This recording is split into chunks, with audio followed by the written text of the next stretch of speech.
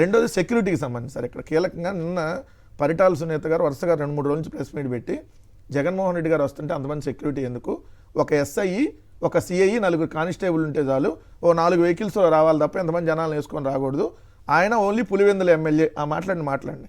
అవును.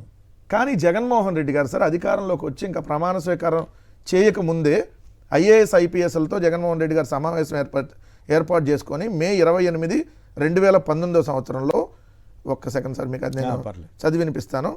పరిటాల సునీత కుటుంబానికి భద్రత పెంపు, security cover increased for Paritala family.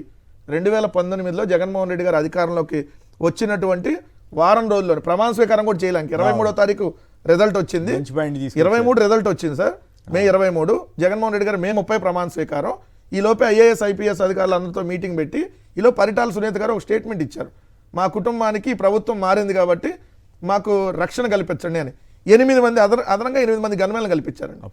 అప్పటికప్పుడే 8 మంది అదనంగా గన్మెన్లు కల్పిస్తే పత్రికల్లో వచ్చినటువంటి కథనాలు ఇట్లా మాట్లాడతాను క్లియర్గా జగన్ అనే నేను అని జగన్ ప్రమాణ స్వీకారం చేయక ముందే ఏదైతే ప్రభుత్వం మారినటువంటి కొన్ని రోజుల్లోనే ఏదైతే వాళ్ళకి 8 మందిని అదనంగా గన్మెన్లు పెట్టారని చెప్పి security cover increased for Paritala family అని చెప్పి అన్ని పత్రికల్లో వచ్చినాయి. జగన్ గారు వాళ్ళకి సెక్యూరిటీని అదనంగా కల్పించాడు. అది జగన్ గారు మానవత్వం. జగన్ గారు ఫ్యాక్షనిజం అనేది ఉండకూడదు, ఇక్కడ రాజకీయంగా ఇట్లాంటి ఏ కక్షపూరితమైన వాతావరణం ఉండకూడదని జగన్ గారు చేస్తే ఇప్పుడు వీళ్ళు చూడండి సార్ సెక్యూరిటీ పరంగా